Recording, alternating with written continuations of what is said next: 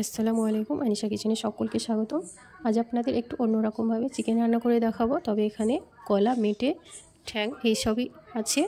তো এটাও যদি ভালোভাবে রান্না করা হয় তাহলে কিন্তু খেতে ভালোই লাগে। আর পুরো ভিডিওটি দেখার জন্য অনুরোধ রইল। তো চলুন দেখে নিই কীভাবে আমি রান্নাটা করি। রোজ রোজ একঘেয়েমি চিকেন রান্না করে খেয়ে কিন্তু এলেই গেলাম। তো আজকে একটু অন্যরকমভাবে রান্না করব। শুধু চিকেন নিয়েছি বললেও ভুল হবে। এখানে আমি হাড্ডিগুলাই নিয়েছি, যেমন ঠ্যাং, কলিজা এই সবগুলাই আছে, আর হাড় এগুলাই আছে। কিন্তু আমি এটাকে লেবুর রস দিয়ে পরিষ্কার করে আগে ধুয়ে নিয়েছি। এর জন্য কিন্তু একটা স্পেশাল মশলা তৈরি করব। তার জন্য আমি এখানে নিয়েছি টমেটো, কাঁচা লঙ্কা, পেঁয়াজ আর শুকনো লঙ্কা, ধনেপাতা। এগুলাকে হালকা আমি ভেজে নেব। আর এর সাথে নিয়ে নেব 3-4টে কাজু বাদাম। গ্যাসে কড়াই বসিয়ে দিয়েছি। কড়াইয়ের মধ্যে দিয়ে দেবো সরিষার তেল। তেলটা একটু গরম করে নিব। তেলটা গরম হয়ে গিয়েছে, একে একে আমি এই মশলাগুলো দিয়ে দেবো। প্রথমে কাঁচা লঙ্কা, শুকনো লঙ্কা আর পেঁয়াজটা দিয়ে একটু ভেজে নেব। এর মধ্যে কিন্তু একটু লবণ দিয়ে দেবো, তাহলে খুব তাড়াতাড়ি পেঁয়াজটা সফট হয়ে আসবে। হালকা একটু ভেজে নিয়েছি। এবার দেবো কাজু বাদাম আর টমেটো।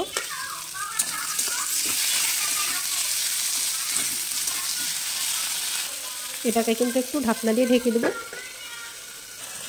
এবার ঢাকনাটা খুলে একটু নাড়াচাড়া করে নেব।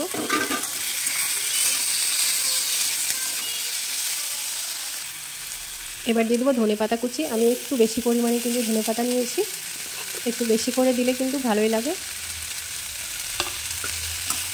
আবারও এটাকে ভেজে নেব। এগুলো কিন্তু ভাজা হয়ে গিয়েছে। এখন গ্যাস অফ করে এটাকে নামিয়ে নিয়ে ঠান্ডা করে নেব।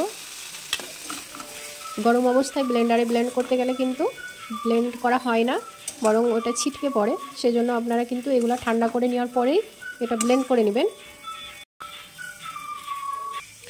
একই কড়াইয়ের মধ্যে দিয়ে দেবো সরিষার তেল। ফোড়নে দিব গোটা জিরে, একটা তেজপাতা 2 টুকরো করে নিয়েছি। দিয়ে দেবো গোটা গরম মশলা, একটা হচ্ছে গরম মশলা নিয়েছি আর একটা কাঠ মশলা। এবার একটু ভেজে নেব। এবার আমি দিয়ে দেবো পরিষ্কার করে ধুয়ে রাখা চিকেন।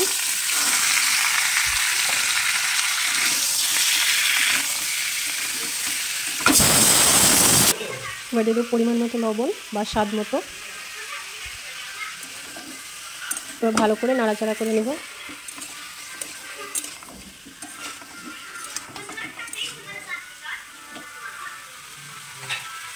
এবার এটাকে ঢাকনা দিয়ে ঢেকে দেবো।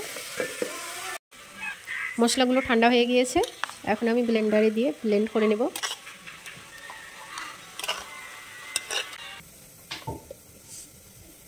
চিকেনটা একটু ভাজা ভাজা করে নিয়েছি। এবার দিয়ে দেবো আদা রসুন বাটা।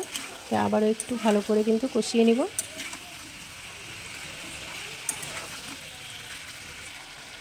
এবার দিয়ে দেবো বেটে রাখা মশলা।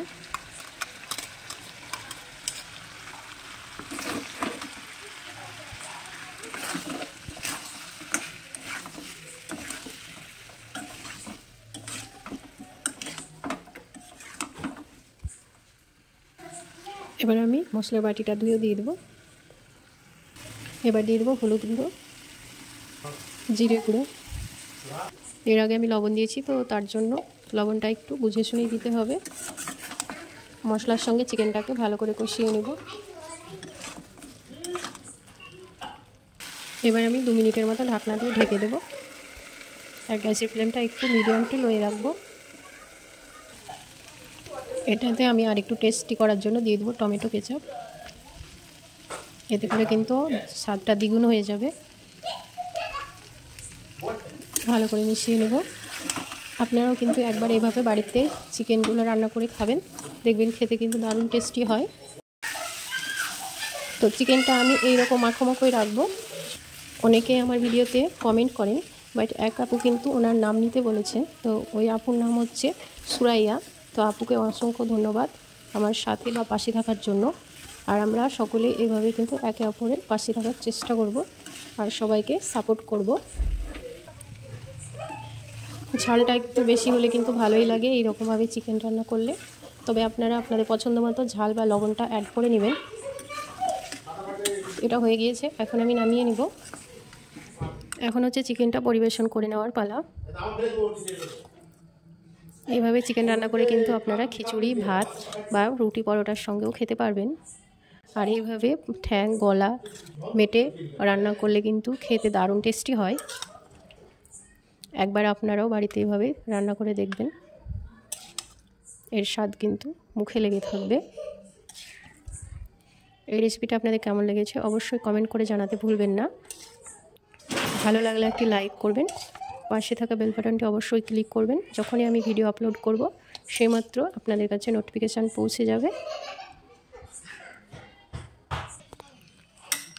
সকলেই ভালো থাকুন, সুস্থ থাকুন। আল্লাহ হাফেজ। আজকে এই পর্যন্ত, দেখা হচ্ছে নতুন কোনো রেসিপিতে।